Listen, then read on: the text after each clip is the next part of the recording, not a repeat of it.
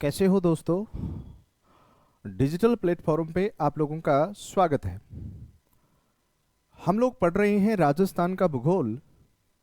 और राजस्थान के भूगोल में जो टॉपिक पढ़ रहे हैं वो पढ़ रहे हैं राजस्थान की जलवायु। और राजस्थान की जलवायु का आज सबसे इम्पोर्टेंट पार्ट पढ़ने वाले हैं। और वो पार्ट पढ़ने वाले हैं कोपेन के अनुसार राजस्थान की जलवायु का वर्गीकरण पढ़ने वाले हैं। और ये एक ऐसा टॉपिक बनता है जहां से हर बार परीक्षाओं में प्रश्न पूछे जाते हैं। किसी भी प्रकार की राजस्थान की प्रतियोगी परीक्षा होती है तो वहां पे कोपेन से संबंधित प्रश्न आजकल बहुत आने लग गए हैं। तो इसलिए ये इंपॉर्टेंट है और इसकी हम लोग चर्चा करेंगे विस्तार पूर्वक। बने रहिए, बहुत से तथ्यों की चर्चा अपन करेंगे यहाँ पे व्लादिमीर कोपेन के विषय में। तो चलिए शुरू करते हैं राजस्थान की जलवायु।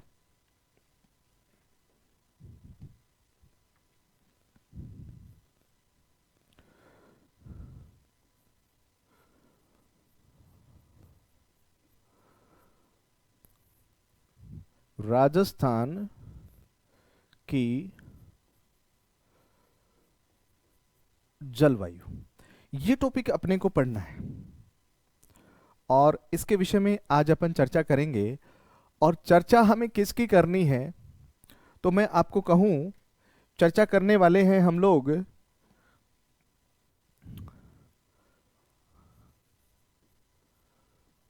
कोपेन के अनुसार राजस्थान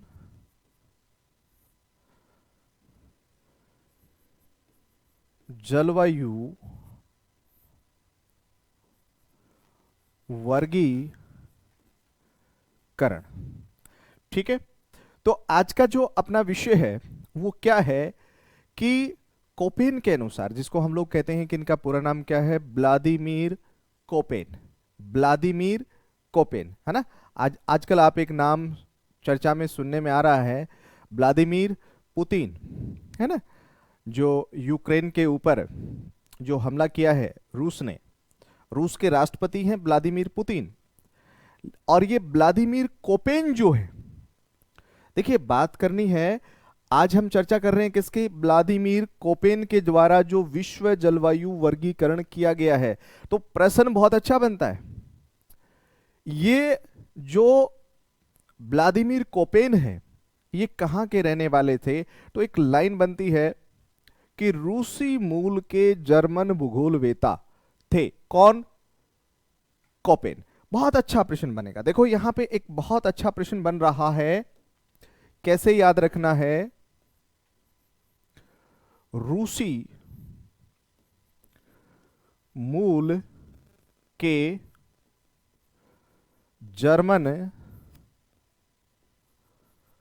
भूगोल वेता।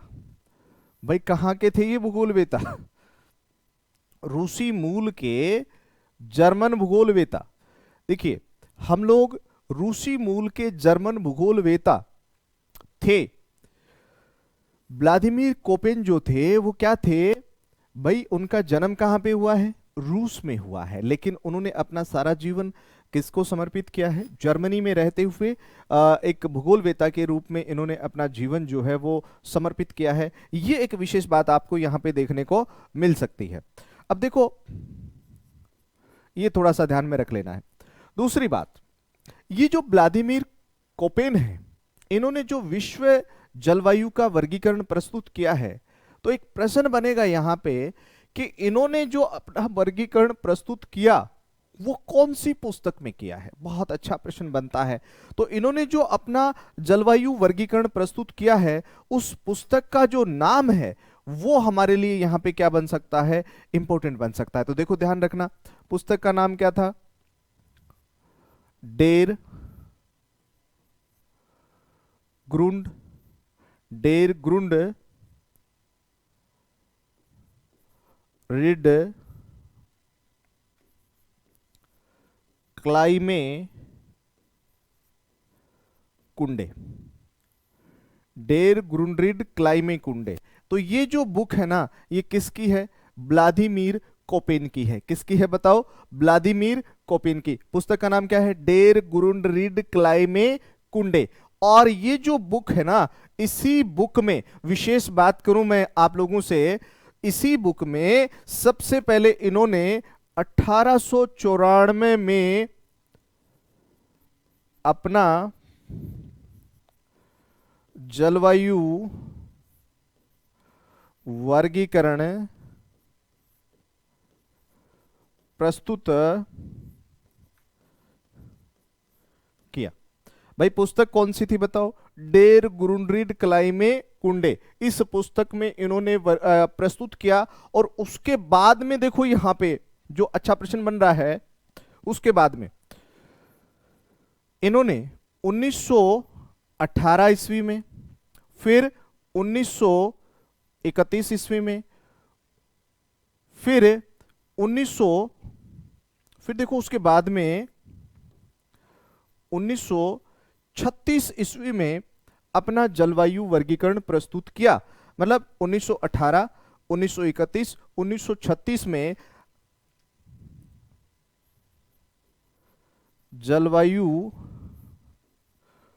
वर्गीकरण प्रस्तुत किया। ये याद रखना है। कब किया बताओ? 1918, 1931 और 1936। और एक और बहुत अच्छी बात आपको ध्यान में क्या रखनी है, 1936 में व्लादिमीर कोपेन को अपने जलवायु वर्गीकरण के रूप में मान्यता इन्हें प्राप्त हुई। जो कि हम लोग कहते हैं कि कोपेन कहाँ के थे? रूसी मूल के जर्मन भूगोलवेता थे। उन्होंने डेर गुरुंडरीड क्लाइमे कुंडे नामक पुस्तक में अपना जलवायु वर्गीकरण प्रस्तुत किया 1894 में, फिर 1918 में, फिर 1931 में, और 1936 में जाकर के इनको ये मान्यता प्राप्त हुई। दूसरा प्रश्न देखो यहां पे जो हमें ध्यान में रखना है वो कौन सा प्रश्न है? तो देखो इसकी मैं बात करूं तो ये बनेगी बात कि 1953 में, 1953 में जो है ना, कोपेन के शिष्य थे जिनका नाम था गीगर पोही, गीगर पोही ने अपना वर्गीकरण प्रस्तुत किया। कब? 1953 में, है ना। और ये कोपेन वाला ही था, इसीलिए इनको कहा जाता है कोपेन गीगर पोही जलवायु वर्गीकरण। ये चीज आपको विशेष रूप से यहां पे ध्यान रख लेनी है।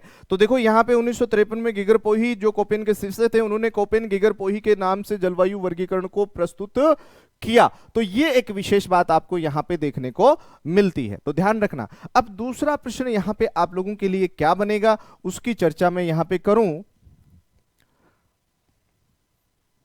तो ये होगा कि जो कोपेन जो थे ना, कोपेन, इन्होंने अपने जलवायु वर्गीकरण में वनस्पति को प्रमुखता दी। किसको दी? वनस्पति को। देखो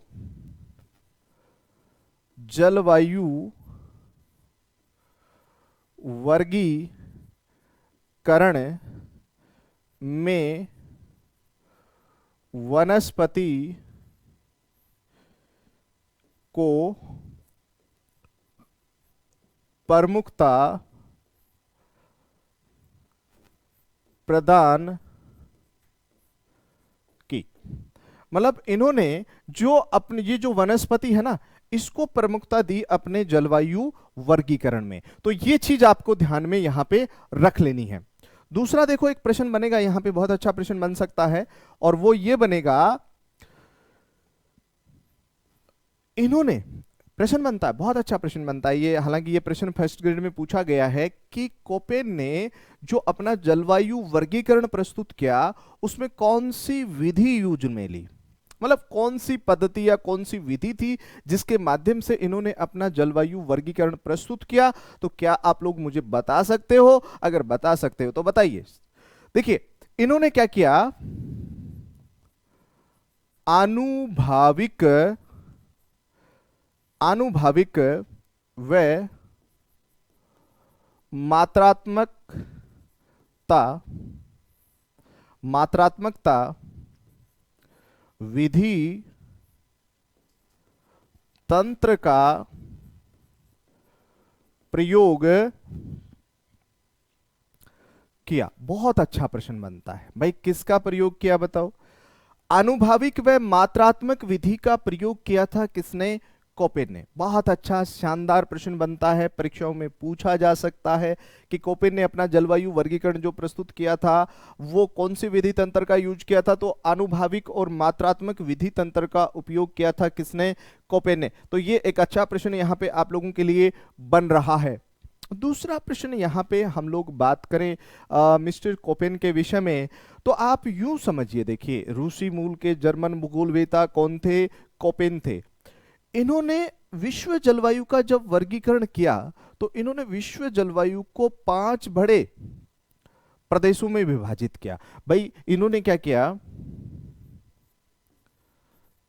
विश्व जलवायु को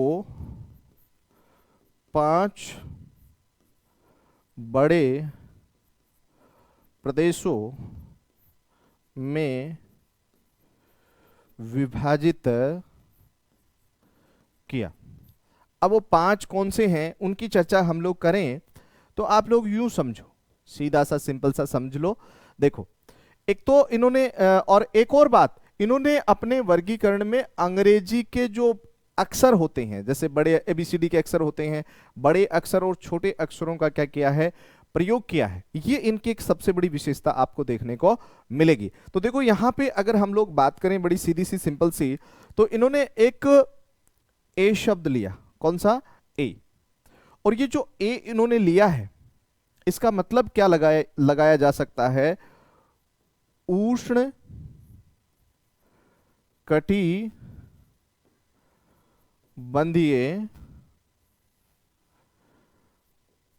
आर्द्र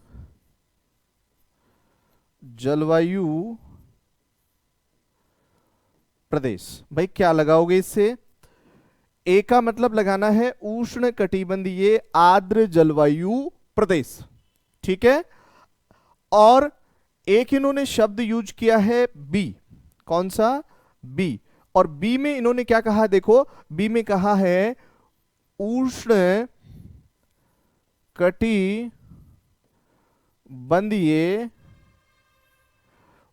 कटिबंधीय शुष्क जलवायु प्रदेश। भाई कैसा प्रदेश बताओ? उष्ण कटिबंधीय शुष्क जलवायु प्रदेश। तो एक तो ए और फिर क्या किया? बी। और उसके बाद में इन्होंने जिस शब्द को लिया वो था सी। अंग्रेजी का कौन सा? सी अक्षर। और सी की अगर बात करें तो इसको कह सकते हैं उप आर्द्र जलवायु प्रदेश। कैसा प्रदेश बताओ? उप आर्द्र जलवायु प्रदेश। सी का मतलब ये होगा जो आपको समझना है। और फिर देखो इन्होंने लिया सी डी। डी का मतलब आपको क्या लगाना है? ये लगाना है शीतोष्ण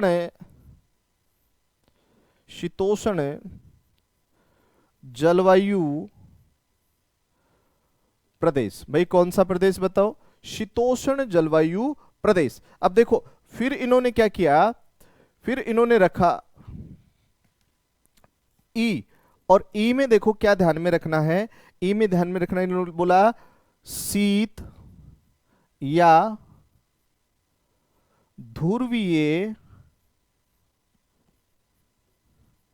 जलवायु प्रदेश। शीत या ध्रुवीय जलवायु प्रदेश। देखो बड़ा सीधा सा सिंपल सा आपको यहां पे ध्यान में रखना है। ये कोपेन ने जो विश्व जलवायु के 5 बड़े प्रदेशों में उसको डिवाइड किया था, तो एक तो किया था ए उष्ण कटिबंधीय आर्द्र जलवायु प्रदेश, बी उष्ण कटिबंधीय शुष्क जलवायु प्रदेश, सी उप आर्द्र जलवायु प्रदेश, डी शीतोष्ण जलवायु प्रदेश, ई शीत ध्रुवीय जलवायु प्रदेश। अब ये चीज आपको ध्यान में रखनी है, क्योंकि अगर ये पॉइंट आपको ध्यान में है तो ये जलवायु समझने में आपको किसी भी प्रकार से कोई दिक्कत नहीं आने वाली है। आज आपको ये कोपेन का जो जलवायु वर्गीकरण है ये पूरा समझ में आ जाएगा अगर आपने कुछ चीजों को यहां पे ध्यान में रखा। तो इन पांचों को याद रखिए। और उसके बाद में देखिए इन्होंने क्या किया, बी जलवायु है ना, बी जलवायु प्रदेश को दो भागों में बांट दिया। कितने भागों में? दो। अब देखो बी के दो भाग कौन कौन से किए इन्होंने, एक तो किया एस और एक किया डब्लू। अब एस का मतलब क्या होता है, तो आपको कहना है अर्ध शुष्क जलवायु प्रदेश, है ना। और डब्लू का मतलब लगाना है, आपको लगाना है मरुस्थलीय जलवायु प्रदेश। मतलब बी को कितने भागों में इन्होंने डिवाइड किया है, दो भागों में। तो एस का मतलब अर्धशुष्क जलवायु प्रदेश और डब्ल्यू का मतलब होगा मरुस्थलीय जलवायु प्रदेश। अब देखो बी को दो भागों में डिवाइड कर दिया। अब आप अपने राजस्थान के संदर्भ में अगर देखें, वैसे तो उन्होंने विश्व के संदर्भ में बहुत सारे अंग्रेजी के छोटे शब्दों का भी प्रयोग किया है, लेकिन हमारे राजस्थान की जलवायु को समझने के लिए हमें तीन अंग्रेजी के छोटे अक्षरों को ध्यान में रखना होगा। और वो तीन रख लेंगे तो हमें किसी भी प्रकार की यहाँ पे कोई दिक्कत नहीं होने वाली है। तो देखो वो तीन कौन से हो सकते हैं, तो देखो छोटे अक्षरों का जो प्रयोग किया है वो कौन कौन से हो सकते हैं। एक इन्होंने किया है डब्लू। अगर डब्लू की बात करोगे तो इसका मतलब होता है शीत ऋतु शुष्क, है ना। शीत ऋतु शुष्क, ग्रीष्म ऋतु में वर्षा। देखो बहुत आसान है इसको समझना। और उसके बाद में आएगा आप लोगों के पास एक शब्द इन्होंने यूज किया है एच। एच का मतलब क्या होगा, तापमान 18 डिग्री सेल्सियस से अधिक। तापमान 18 डिग्री सेल्सियस से अधिक। भाई तापमान यहां पे क्या रहेगा, 18 डिग्री सेल्सियस से अधिक रहेगा हमेशा। ये चीज आपको यहां पे ध्यान में रख लेनी है। दूसरा देखो यहां पे एक प्रश्न आता है जी, ये आता है, तो इसको कैसे समझना है, तो आपको कहना है ग्रीष्म ऋतु के पश्चात वर्षा। भाई किसके पश्चात बताओ, ग्रीष्म ऋतु के पश्चात वर्षा। ये चीज आपको यहां पे याद रख लेनी है। बहुत अच्छा प्रश्न आप लोगों के लिए यहां पे बनता है। अब अगला प्रश्न आप लोगों के लिए क्या बनेगा, भाई ये शब्द सिर्फ हम राजस्थान के यूज में ले रहे हैं, उन्हीं को मैंने लिखा है। बाकी कोपेन ने विश्व के संदर्भ में और भी शब्दों का प्रयोग किया था छोटे अक्षरों का, लेकिन हम लोग यहां पे सिर्फ और सिर्फ राजस्थान के जो जलवायु वर्गीकरण को उन्होंने डिफाइन किया जाता है उनके आधार पर, वो मैंने यहां पे लिखा है। ठीक है। अब आगे देखो, आगे मैं आप लोगों से चर्चा करूं तो आपको क्या समझना है। कोपेन के अनुसार राजस्थान की जलवायु को हम लोग क्या कर सकते हैं, चार भागों में डिवाइड कर सकते हैं। कितने भागों में, चार भागों में। देखो चार भाग कौन से हो सकते हैं जिनमें हम लोग उसको डिफाइन करते हैं, तो वो चीज एक थोड़ी सी समझ लो आप लोग। यहां पे देखो सीधी सी मैं आप लोगों को बताऊं तो कितने भागों में डिफाइन किया है, चार भागों में डिफाइन किया गया है। कोपेन के अकॉर्डिंग चार भागों में डिफाइन किया गया है। और ये चार भाग इन्होंने किए हैं कौन कौन से, देखो अंग्रेजी के शब्दों का ही प्रयोग यहां पे मिलेगा। तो देखो यहां पे एक आपको मिल जाएगा बी डब्ल्यू एच डब्ल्यू, एक आपको मिलेगा बी एस एच डब्ल्यू, एक मिलेगा सी डब्ल्यू जी मिलेगा, एक आपको मिलेगा यहां पे ए डब्ल्यू।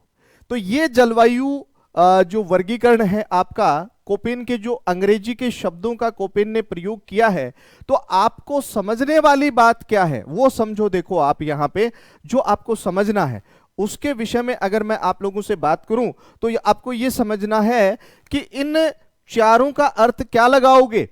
तो देखो सबसे पहले क्या आया, सबसे पहले मैंने कहा कि बी डब्ल्यू एच डब्ल्यू। अब देखो बी का मतलब क्या लगाया था भाई, हमने जो बी लिखा था, तो बी जो हमने एक बड़ा जलवायु प्रदेश बनाया था बी का, तो वो कौन सा था, बी के आगे हमने क्या लिखा था। पहला तो आप ये देखो, बी के आगे हमने लिखा था उष्ण कटिबंधीय शुष्क जलवायु प्रदेश, यही तो लिखा था। क्या लिखा था बोलो, उष्ण कटिबंधीय शुष्क जलवायु प्रदेश, बी के आगे लिखा था, है ना। तो ये चीज आपको समझ में आ रही होगी। फिर आप देखो आगे लिखा हुआ है डब्लू, क्या लिखा हुआ है डब्लू। अब डब्लू की जब बात होती है तो आप लोग सीधी सी बात कर सकते हो कि भाई इसका मतलब जो है वो क्या होता है, मरुस्थलीय प्रदेश होता है मतलब। अरे डब्लू का हमने देखा था ना, तो क्या डब्लू अगर बी के साथ आता है तो क्या होगा, अरे भाई मरुस्थलीय जलवायु प्रदेश होगी ना। आगे क्या लिखा है, आगे लिखा है एच।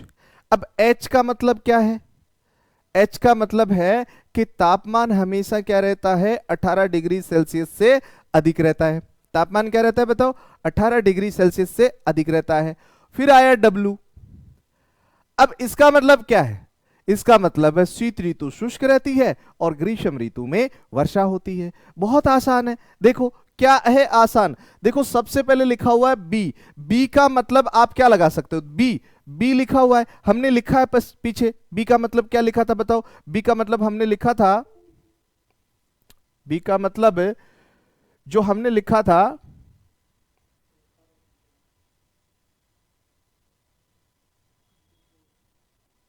बी का मतलब जो हमने लिखा था वो क्या लिखा था, तो आपको यह समझना है। देखो तो बी का मतलब हमने यही तो लिखा था भाई, उष्ण कटिबंधीय शुष्क जलवायु प्रदेश। कौन सा प्रदेश बताओ, उष्ण कटिबंधीय शुष्क जलवायु प्रदेश हमने लिखा था, जो कि आप लोगों को ध्यान में रखना है। फिर मैंने कहा डब्लू, डब्लू का मतलब क्या था, अगर बी के साथ डब्लू आ जाता है तो वो कैसा जलवायु प्रदेश होगा, वो होगा मरुस्थलीय जलवायु प्रदेश, मरुस्थलीय जलवायु प्रदेश होगा। कौन सा होगा बताओ, मरुस्थलीय जलवायु प्रदेश होगा, जो कि आपको ध्यान में रख लेना है, ठीक है। तो ये एक विशेष बात आपको ध्यान में रखनी है। दूसरी बात देखो, ये देखो सबसे पहले क्या लिखा हुआ है बी, बी का मतलब क्या लिखा था आपने, पहले तो आप मुझे ये बताओ बी का मतलब क्या लिखा था। बी का मतलब लिखा था उष्ण कटिबंधीय शुष्क जलवायु प्रदेश। अरे यही तो लिखा था, बी का मतलब क्या लिखा था, उष्ण कटिबंधीय शुष्क जलवायु प्रदेश, ये लिखा था हमने। दूसरा आप लोगों के सामने क्या है जो आपको ध्यान में रखना है, वो ये देखो, फिर क्या लिखा हुआ है डब्लू, मैंने पीछे भी लिखा है। डब्लू का मतलब क्या था, अगर बी के साथ डब्लू आ रहा है तो ये क्या है, मरुस्थलीय जलवायु प्रदेश। कौन सा प्रदेश बताओ, मरुस्थलीय जलवायु प्रदेश। बात समझ में आ रही है। और फिर क्या लिखा हुआ है एच, अरे इसका मतलब क्या है, तापमान जो होगा वो हमेशा क्या रहेगा, देखो तापमान क्या रहेगा हमेशा 18 डिग्री सेल्सियस से अधिक। एच का मतलब ये आ गया। फिर क्या लिखा हुआ है डब्लू, क्या लिखा हुआ है डब्लू, देखो शीत ऋतु, शीत ऋतु क्या होगी, शीत ऋतु शुष्क और ग्रीष्म ऋतु में वर्षा। बात समझ में आई क्या। डब्लू का मतलब क्या है, बी का मतलब क्या है, उष्ण कटिबंधीय शुष्क जलवायु प्रदेश। अगर डब्लू बी के साथ आ जाए तो मरुस्थलीय जलवायु प्रदेश कहेंगे, है ना। तो एच, एच का मतलब क्या है, 18 डिग्री सेल्सियस से अधिक तापमान। और डब्लू का मतलब क्या है, शीत ऋतु शुष्क और ग्रीष्म ऋतु में वर्षा। अब इसका क्या अर्थ लगाओगे? तो आपको बड़ा सीधा सा सिंपल सा बोलना है, उष्ण कटिबंधीय शुष्क, उष्ण कटिबंधीय शुष्क मरुस्थलीय जलवायु प्रदेश जिसका तापमान 18 डिग्री सेल्सियस से अधिक रहता है और ग्रीष्म ऋतु में जो है वर्षा होती है। यह चीज ध्यान में रख लेना। और इसके लिए मैं एक लाइन लिख दूं तो क्या लिखूं? देखो ये लाइन लिख देता हूं,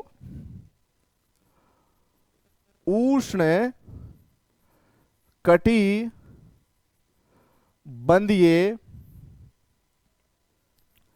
शुष्क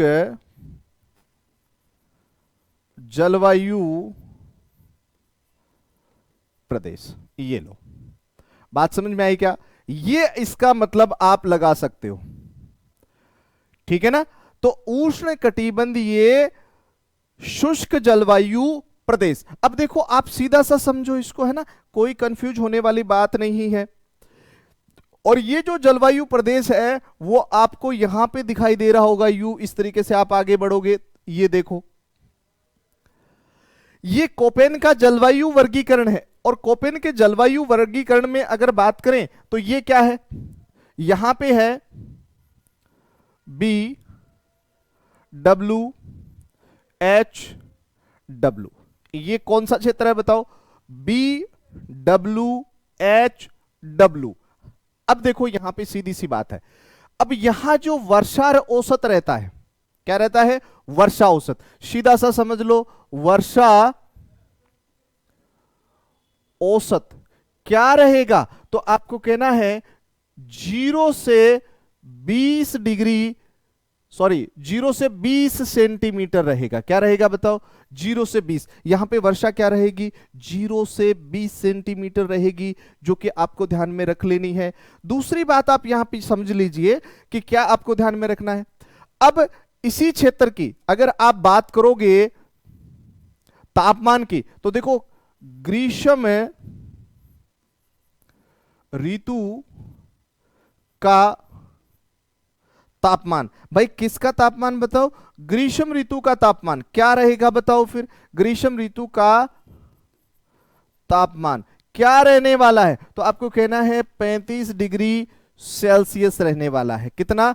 35 डिग्री सेल्सियस तापमान रहेगा यहां का ग्रीष्म ऋतु में। कब रहेगा बताओ? ग्रीष्म ऋतु में। एक और चीज समझ लो, दूसरा प्रश्न, अगर यहां पे आपसे पूछा जाएगा कि शीत ऋतु का तापमान क्या रहता है, भाई शीत ऋतु का तापमान बता सकते हो कितना रहेगा? तो आपको कहना है 12 डिग्री सेल्सियस से 18 डिग्री सेल्सियस तक रहेगा। कितना रहेगा? 12 डिग्री सेल्सियस से 18 डिग्री सेल्सियस तक इसका तापमान रहेगा। कब? शीत ऋतु में। कब रहेगा? शीत ऋतु में। दूसरा देखो, यहां की वनस्पति कैसी होगी? तो आपको कहना है मरुद भिद, या इसको क्या बोल सकते हो? Zero fight. कौन सी रहेगी बताओ? यहां की जो वनस्पति रहेगी वो मरुदभिद या जीरो फाइट रहेगी। ये चीज भी आपको ध्यान में रख लेनी है। दूसरी बात, अब देखो इसमें आ कौन कौन रहा है? इसमें ये आ रहा है, यहां पे आप देख रहे हो आपका जैसलमेर है, यहां पे थोड़ा सा जोधपुर का पार्ट है, यहां बीकानेर आ रहा है। कौन आ रहा है बताओ? बीकानेर। ये कौन है? गंगानगर। और ये कौन है? हनुमानगढ़। तो एक चीज समझ लो, यहां पे बड़ी सीधी सी सिंपल सी बात आपको क्या समझनी है? वो ये समझनी है कि ये जो क्षेत्र है, मतलब जो बीकानेर है ना, बीकानेर, बीकानेर इस प्रकार की जलवायु की विशेषताएं क्या रखता है? ज्यादा रखता है। कौन रखता है बताओ? बीकानेर। बीकानेर इस प्रकार की जलवायु की विशेषता क्या रखेगा? ज्यादा रखेगा। तो यहां की मृदा कैसी है? बलुई, रेतीली बलुई मृदा है, जिसको एरिडो सॉइल भी बोला जा सकता है। कैसी मृदा है बताओ? रेतीली बलुई मृदा। कैसी है बताओ? रेतीली बलुई मृदा। रेतीली बलुई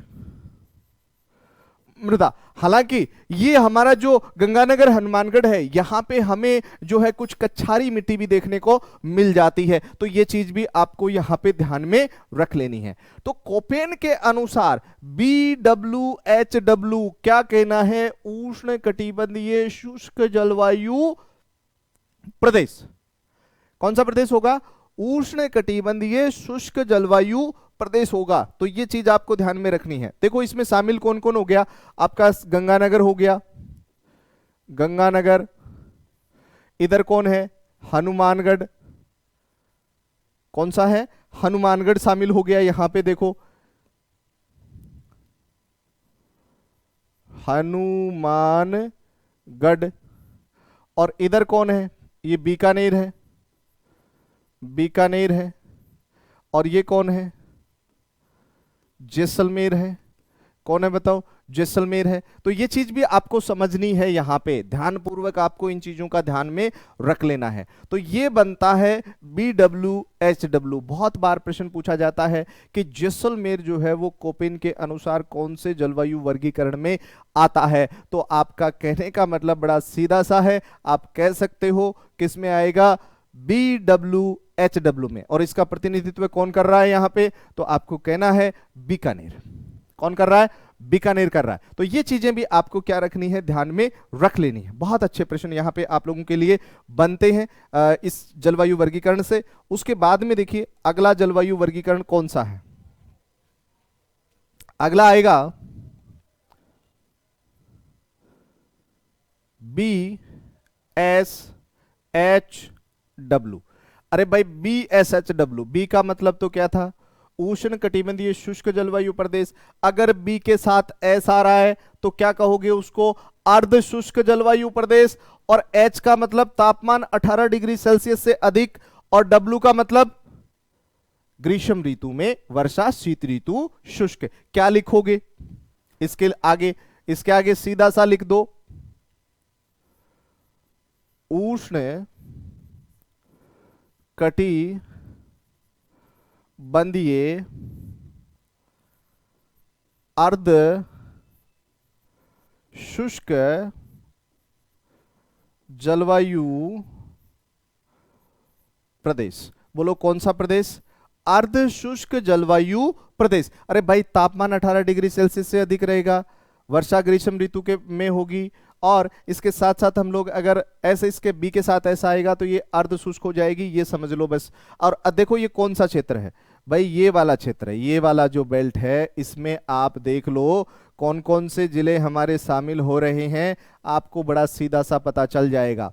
देखो कौन कौन शामिल हो रहा है इसमें। इधर कौन है? ये बाड़मेर। कौन है बताओ? ये बाड़मेर, बाड़मेर। और बाड़मेर के यहां पे कौन है? तो आपको कहना है जालोर। जालोर के यहां पे कौन है? तो आपको कहना है सिरोही। यहां कौन है? पाली। यहां कौन है? जोधपुर। ये कौन है? नागौर। ये कौन है? चूरू। ये कौन है? सीकर। और ये कौन है? झुंझुनू। मुख्य रूप से आप इनको शामिल कर सकते हो। जैसलमेर का भी कुछ पूर्वी भाग आ रहा है। तो इन जिलों को हम लोग किस में शामिल करेंगे? आपको कहना है उष्ण कटिबंधीय अर्ध शुष्क जलवायु प्रदेश BSHW, इसमें शामिल करेंगे। जो कि आप लोगों को विशेष रूप से क्या रखना है? ध्यान में रखना है। बहुत अच्छे प्रश्न आप लोगों के लिए यहां पे बन रहे हैं। दूसरा प्रश्न देखिए, इस प्रकार की जलवायु की ज्यादा विशेषताएं कहां पे हैं? नागौर में है। कहां पे है? बोलो नागौर में देखने को मिलेंगी। आपको यह भी समझ लेना है। दूसरा प्रश्न देखो क्या होगा? वर्षा औसत क्या रहने वाला है? तो आपको यहां पे कहना है यहां पे 20 से 40 सेंटीमीटर वर्षा होती है। तापमान ग्रीष्म ऋतु तापमान पता है क्या रहेगा? तो आपको कहना है 30 से 35 डिग्री सेल्सियस। कितना रहने वाला है? 30 से 35 डिग्री सेल्सियस रहने वाला है। और यही प्रश्न आपसे पूछा जाएगा कि तापमान, शीत ऋतु का तापमान, शीत ऋतु में तापमान क्या रहने वाला है? तो आपको कहना है कि यहां पे 15 डिग्री से 20 डिग्री सेल्सियस यहां पे तापमान रहने वाला है। कितना रहने वाला है बताओ? 15 से 20 डिग्री सेल्सियस यहां पे तापमान रहने वाला है। और यहां की वनस्पति कैसी होगी? वनस्पति देखो ध्यान रखना, वनस्पति कैसी होगी? तो वनस्पति की ध्यान रखोगे तो वनस्पति होगी, वनस्पति आपको कहना है वो होगी स्टेपी। कौन सी होगी बताओ? स्टेपी होगी। स्टेपी प्रकार की वनस्पति यहां पे हमें देखने को मिलेगी।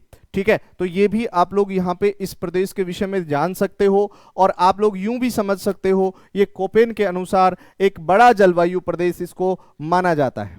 किसके अकॉर्डिंग? कोपेन के अकॉर्डिंग। तो ये चीज भी आपको यहां पे विशेष रूप से क्या रख लेनी है? ध्यान में रख लेनी है।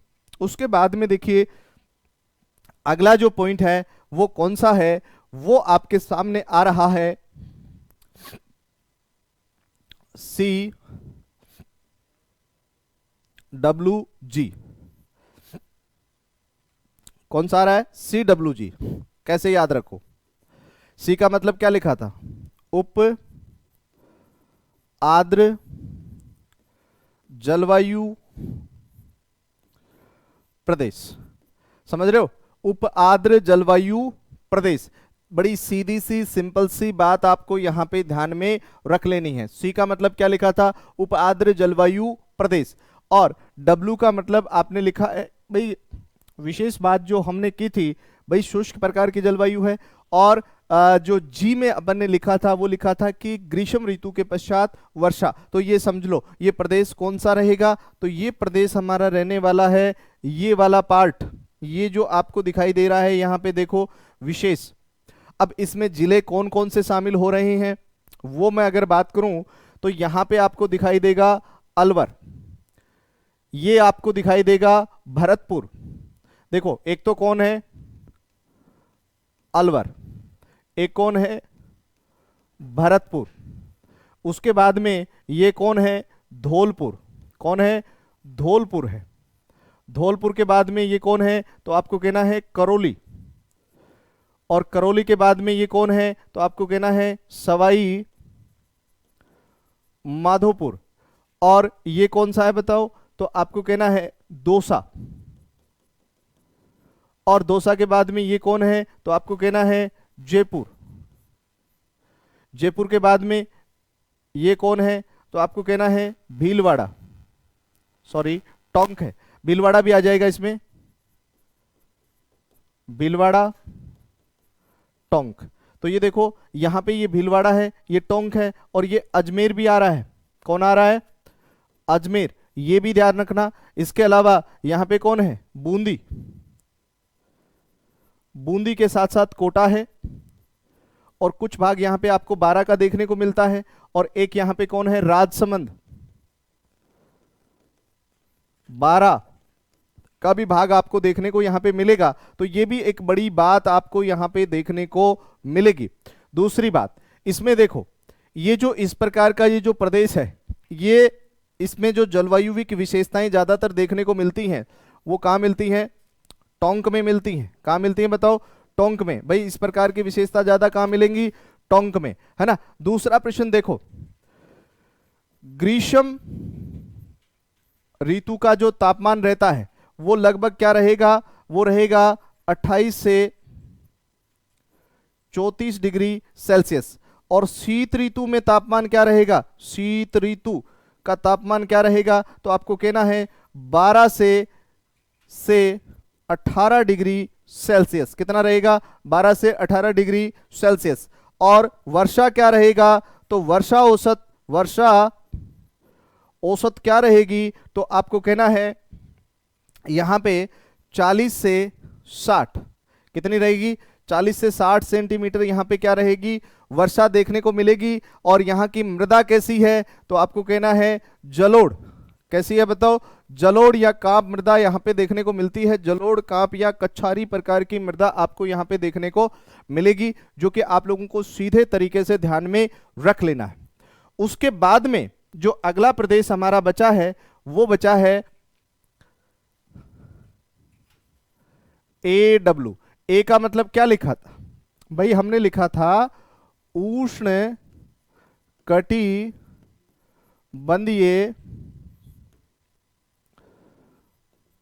आर्द्र जलवायु प्रदेश। ठीक है, तो ये समझो, देखो इसके बारे में अपने को क्या क्या समझना है। और ये प्रदेश जो है वो हमारे राजस्थान के दक्षिण में है। कहां पे बताओ? राजस्थान के दक्षिण में है। अब राजस्थान के दक्षिण में अगर देखोगे तो आपको ये दिखाई देगा इस तरीके से। पहली बात, आप इसमें शामिल क्या करोगे? ये थोड़ा सा भाग अपना दक्षिण वाला बारा है, इसके बाद में झालावाड़ है, झालावाड़ के बाद में प्रतापगढ़ है, प्रतापगढ़, उदयपुर, डूंगरपुर, बांसवाड़ा, ये है। इसमें देखो ये झालावाड़ है, ये प्रतापगढ़ है, और थोड़ा चित्तौड़ का भाग है, ये बांसवाड़ा है, ये डूंगरपुर है, और ये यहां पे है उदयपुर, है ना। और इस प्रकार की जो जलवायु विशेषताएं ज्यादा हैं वो कहां पे है? बांसवाड़ा में है। ये भी समझ लेना, यहां पे वर्षा औसत भी क्या रहता है? अच्छा रहता है ना। वर्षा औसत भी यहाँ पे क्या रहता है? अच्छा रहता है। लगभग आप कह सकते हो यहाँ पे 70 से 100 सेंटीमीटर के करीब यहाँ पे क्या रहती है? वर्षा रहती है। तो ये भी एक विशेष बात यहाँ पे आप लोग समझ सकते हो। और यहाँ की जो वनस्पति है वो कैसी है? वनस्पति, तो देखो ध्यान रखना, वनस्पति कैसी रहेगी? वो रहेगी सवाना। कौन सी रहेगी? सवाना। और यहाँ की मृदा कैसी है? तो मृदा कहो तो कैसी होगी? काली होगी। क्या होगी बताओ? काली। काली मृदा यहाँ पे देखने को मिलेगी, जिसको वर्टी सॉइल भी कहा जाता है। ये भी अपन लोग कह सकते हैं, काली मृदा। दूसरा यहाँ पे प्रश्न क्या बनेगा? वर्षा औसत हमने देख लिया। तापमान, ग्रीष्म ऋतु क्या रहेगा? देखो तो सीधा सा समझ लो 30 से 40 डिग्री सेल्सियस रहेगा। कितना रहेगा? 30 से 40 डिग्री। और शीत ऋतु का जो होगा वो आपको ध्यान में रखना है। तापमान क्या रहेगा? तो आपको कहना है लगभग अगर देखा जाए, यूं समझ लो 12 डिग्री सेल्सियस से 18 डिग्री सेल्सियस के करीब यहाँ पे क्या रहेगा? तापमान रहेगा शीत ऋतु में। तो ये कुछ विशेषताएं हमने की कौन से जलवायु प्रदेश की? दक्षिण में। ये प्रश्न पूछे जा चुका है, इससे AW से प्रश्न पूछा जा चुका है। तो ध्यान रखना, आज जो हमने चर्चा की है वो कोपेन के विषय में की है। तो कोपेन का जो विश्व जलवायु वर्गीकरण है बहुत ही इंपॉर्टेंट है आजकल की परीक्षाओं के लिए। परीक्षाओं में बहुत सारे प्रश्न इससे पूछे जाते हैं। और मैं आप लोगों को आज मैंने जो पढ़ाया है वो क्या पढ़ाया है? आज पढ़ाया है मैंने कोपेन को। किसको पढ़ाया? देखो कोपेन के विषय में आज मैंने आप लोगों से चर्चा की है। कोपेन का जलवायु वर्गीकरण हमने पढ़ा है। और मैं आप लोगों से यही कहूंगा, आपका ये जो चैनल है ज्योग्राफी भाई ओंकार सर, इसको क्या करें? लाइक करें, शेयर करें, सब्सक्राइब करें, और ये घंटी का जो बटन है ये भी अवश्य दबाएं। और इसी प्रकार के वीडियोज आप लोगों के सामने आते रहेंगे। इसी के साथ मैं आप लोगों से कहूंगा, जय हिंद, जय भारत।